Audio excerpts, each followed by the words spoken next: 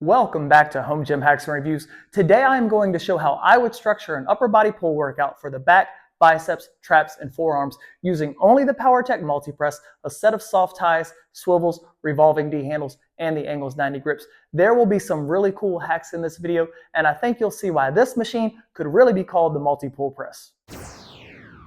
Last week I showcased an upper body push workout for the chest, shoulders, and triceps using only the multi-press, and that video included the awesome lift-off hack, so if you haven't seen it, I think that video is worth checking out. If you have the multi-press or if you're thinking about getting it, I hope this video will give you some exercise ideas and show how versatile this machine is. Also, a lot of these exercises will carry over to the multi-system and leverage them, but at the very least, I think this video will feature why the multi-press is my second favorite Powertec machine. Over the years, I showed the multi-press works great for a dual arm chest supporter row if your arms aren't too long, but I can make this exercise a lot better by dropping these lever arms down to the ground and then attaching my Angles 90 grips and only pulling with one arm at a time. This gives me a greater range of motion, a better stretch, and I like the arm path better as I pull back and across my body as opposed to just straight back. For today's workout, I'll do a couple of progressively heavier warm-up sets and then my one and only work set taken to failure. This isn't a workout I typically do, so I'll have to guess my work set weight, but my goal is to reach failure between 8 and 12 reps for each work set. I've found I can target my back muscles much better with a lighter weight and a slightly higher rep range. If you want to see how I structure my normal lifting routine, what my diet looks like, what I do for cardio, or why I choose Powertec products, I cover all of those topics in my video, How I Got in the Best Shape of My Life. And if you are new to training and don't want to do single set training to failure like I do, I cover a couple different training protocols in part 1 of this series. For this exercise, I grab the back pad adjustment tube with my opposite hand and I offset my body on the bench ever so slightly for a better line of pull. I typically don't do single arm compound exercises because when I take my work sets to failure, it's a little more taxing doing each limb individually, but for this exercise, it's well worth it. The bench adds a lot of stability and it's much more lower back friendly than barbell bent over rows. At one point, I had 2 different plate-loaded ISO row machines, but I sold them both because the multi-press works just as good, it's far more versatile, and it takes up less space. I will note for some row variations, the multi-press is lighter in the stretched position and heavier in the contracted position, which isn't exactly ideal, but it's due to the lever arms attachment site, length of the lever arms, and path of the lever arms. But with the way I set up these exercises, I think I have improved the resistance profile. I got 13 reps with each arm, and as I reached failure, I extended the set with some lengthened partials. The next time I perform this exercise, I plan to add 5 pounds to each lever arm. My first exercise targeted my lats, and I want my second exercise to target my upper back. To do this, I have to make a couple of adjustments on the multi-press because I want to pull high as opposed to pulling low. So I move this back, I drop my seat, and I lower this 1 notch. I keep my lever arms on the ground and the Angles 90 grips attached. For the upper back row, I put the Powertec Ab Mat on the bench for a slightly greater range of motion and improved body position. The Ab Mat works better than adjusting the back pad up a notch because I get a better line of pull with this setup.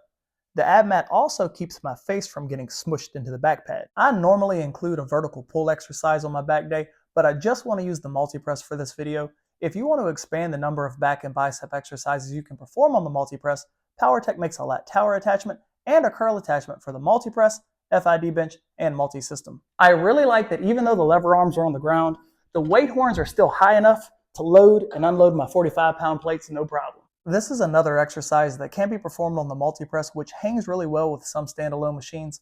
For example, one of the gyms I used to work in had a techno gym upper back row, and this high row on the multi-press feels better and more effective than that multi-$1,000 techno gym machine. Like the single arm row I performed before this exercise, the bench adds a lot of stability, and all of my focus can be placed on the target muscles rather than secondary muscle groups like my abs and erectors. I reached failure at 12 reps, and then I performed some lengthened partials to extend the set. The next time I do this exercise, I plan to only go up a 2.5 on each side, and I plan to improve my form. For both back movements, I use the ergo grip option on the Angles 90 grips. The multi-press tricep bar can be used for drag curls and other curl variations, but I can hit my biceps a whole lot harder by facing the opposite direction and attaching my soft ties and revolving D handles. After a couple of warm-up sets, it's time for my one work set to failure. The Kensui soft ties allow me to supinate my hands for a very effective bicep exercise. By facing away from the machine, I've aligned my body in the best position in relation to the path of the lever arms. I'll mention whenever I use the tricep bar, I make sure the lever arms are locked together with a pin so I don't put undue stress on the tricep bar. Even if you have the curl attachment that is to my right, I think this exercise is worth incorporating into your routine. I left out length and partials for this exercise, but I'll include them in my next bicep movement. The last 2 reps of this set were at just the right level of intensity for the way that I like to train to failure. I ended up getting 11 reps, so the next time I do this exercise, I'll go up a 2.5 on each side. I showed this exercise before, and it's good, but I can make it a whole lot better by putting up my back pad, facing the other way, and letting my elbows travel behind my body for a better stretch. This might be my favorite exercise of the day. To get the right lever arm path, I put the lever arms on the ground and attach the soft ties and swivels to my revolving D handles. The resistance profile feels really good with this movement, and I think what I'm doing here compares nicely to this exercise performed on a functional trainer. So if you don't have a cable machine, this hack is a solid substitute. I also think this exercise is better than the Life Fitness bicep machine because it provides a better stretch. The revolving D handles offer a fluid and smooth movement, and the bench adds a lot of stability. I got 9 reps and extended the set with some length and partials. The next time I perform this exercise, I would go up a 2.5 on each side. Real quick, I want to show how I raise the lever arms with this fancy little leg move so I can put the pin back in the ROM plates. Standing shrugs and this shrug variation are both great on the multi-press, but as the weight gets heavier, I want more stability, and this is what I do. After a couple of warm-up sets, it's time for my one work set to failure. This is the chest-supported shrug, also known as the Kelso shrug. It's a lot easier to get into position and perform this exercise on the multi-press than it is to do the Kelso shrug with dumbbells. When compared to standing shrugs, the bench adds a lot of stability, and the lever arm position stretches the traps excellently at the bottom of the movement. Sometimes standing Smith, dumbbell, barbell, and hex bar shrugs can tax my lower back or even strain the muscles in my neck, but I don't experience any pain with Kelso shrugs. I got 13 reps and performed some length and partials at the end of the set. The next time I do this exercise, I'm going up a 10 on each side so I can get back into my 8 to 12 rep range. The tricep bar can be used for wrist curls, but the bar doesn't revolve as smoothly as the lever gym squat bar, so this is what I do. One warm-up set of wrist curls and then my one work set to failure. I used to do wrist curls with quite a bit of extension, but after months of wrist pain, I finally pinpointed that heavy wrist curls with wrist extension was the culprit.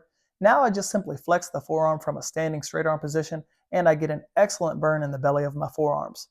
I got 12 reps on this exercise, but I don't try to get as close to failure with forearm exercises as I do with my other lifts because I'm still mindful and cautious of my healed up golfer's elbow, which this seems to help. Even though these aren't exercises I perform on a regular basis, and this isn't a typical training day for me because of all my other equipment, I couldn't be happier with this workout.